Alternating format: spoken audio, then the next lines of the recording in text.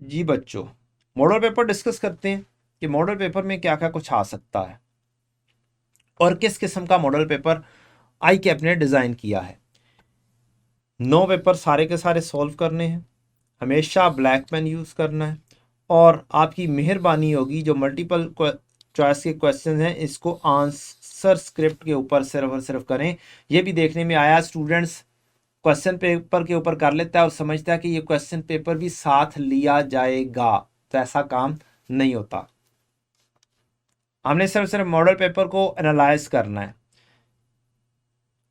ले जी, correction of error note IS 8 का क्वेश्चन 8 मार्क्स 6 मार्क्स का पूछा, लेस देन 8 मार्क्स। ये टॉपिक है ही लेस देन 8 मार्क्स का। दूसरा क्वेश्चन उसने पूछा है आपसे अर्निंग पर शेयर। ये वाला टॉपिक मैक्सिमम 20 मार्क्स का था,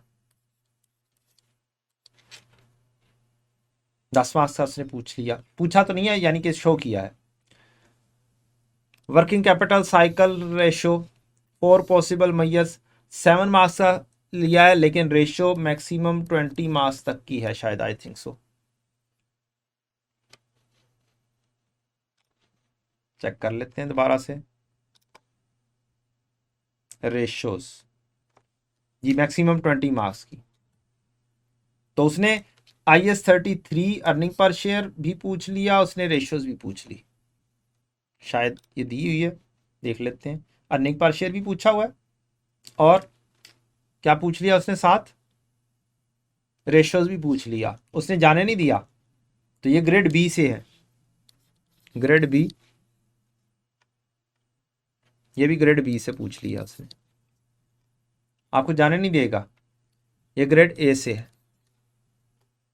earning per correction of error note.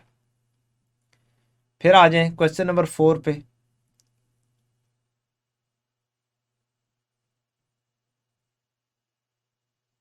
ये कौन सा क्वेश्चन है जी? बोरिंग कॉस्ट, ग्रेड सी से है जी,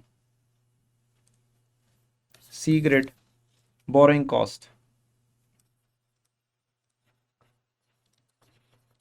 बोरिंग कॉस्ट भी उसने 10 मार्क्स की दे दी है, होना नहीं चाहिए था, इसे 8 मार्क्स तक रहना चाहिए था, should be less equal to 8।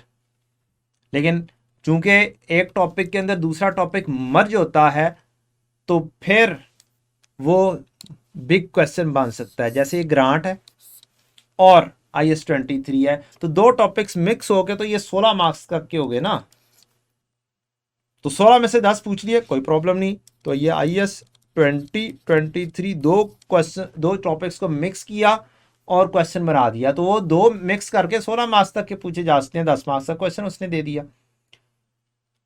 और जैसे मैं कह रहा था इंपेयरमेंट लॉस IS 36 7 मार्क्स का, ये मैक्सिमम 8 मार्क्स तक का पूछा जा सकता है। ये आपकी अटेम्प्ट का क्वेश्चन है ऑटम 21 का। फिर MCQs में उसके पास कॉन्सेप्चुअल फ्रेमवर्क उसने ले लिया, इन्वेस्टमेंट प्रॉपर्टी IS 40 डील कर लिया उसने यहाँ पर, यह उसने नॉन प्रॉफिट, ये भी इन्वेस्टमेंट प्रॉपर्टी डील कर लिया। तो इस तरीके से ये MCQs आने हैं, मुख्तलिफ जगहों से आने ही आने हैं, इनके ऊपर तो मुझे कुछ करने की ज़रूरत नहीं है। अब जो पेपर उसने डिज़ाइन किया है तो उसने 50 मार्क्स शॉर्ट क्वेश्चंस के लिए रखे हैं, 50 मार्क्स, ये 50 मार्क्स हैं, 50 marks for short questions. Short question में उसने लेस देन अब 15 मार्क्स को शायद कंसिडर कर लिया, जिसमें वो 10 मार्क्स, 11 मार्क्स, 12 मार्क्स और 1 मार्क्स से लेके 12 मार्क्स तक वो चला जाता है। तो जो बड़े टॉपिक्स थे, जो पहले वो मजबूर हुआ पड़ा था पिछले ग्रेड के मुताबिक कि वो या तो 15 मार्क्स से ऊपर ही पूछ सकता था या फिर पूछ सकता था 8 मार्क्स से नीचे ज़्यादातर, तो वो उसने अपने आप को ओपन कर दिया है कि वो 10, 11, 12 मार्क्स को भी अब टेस्ट करना शुरू हो गया है, हो जाएगा।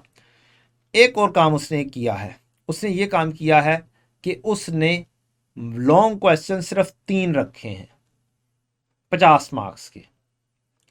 लॉन्ग क्वेश्चन में अभी जो उसने दिया है, उसने कहा जनरल एंट्रीज, उसका फोकस हमेशा जनरल एंट्रीज के ऊपर बहुत होता है। From the date of acquisition of ship to the year end, ये IAS 16 का क्वेश्चन आ गया जी। या IAS 16 बड़ा पूछ सकता है, या IAS 40 बड़ा पूछ सकता है, ये हमने देख लिया उस ग्रेड के अंदर। तो ये ग्रेड कौन सा आ गया? C grade. Financial statement of, ये क्या चीज है जी? कैश फ्लो, ग्रेड A का एक बड़ा question. Income and expenditure, once again grade, ये कौन सा है जी? Grade A, I think so grade A ही है।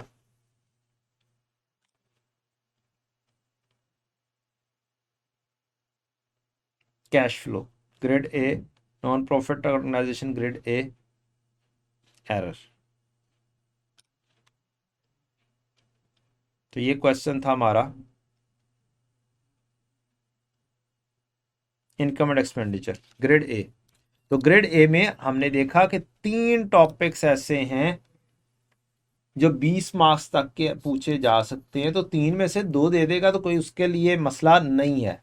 उसके पास 45 मार्क्स तक की गेम है इस ग्रेड में से।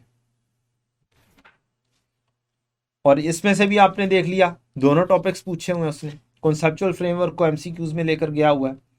इधर से भी उसने IAS 16 को भी टच किया, इन्वेस्टमेंट प्रॉपर्टी के भी MCQs, इम्पेयरमेंट भी दिया है, गवर्नमेंट ग्रांट और बोरिंग कॉस्ट का मिक्स क्वेश्चन भी आपके मॉडल पेपर में दिया है। तो उसने कहीं पर भी सिलेक्टिव स्टडी को बिल्कुल जैसे कहते हैं ना फोत कर देना, वो कर दिया हुआ है। सिलेक्टिव स्टडी को इसने फोत कर दिया है।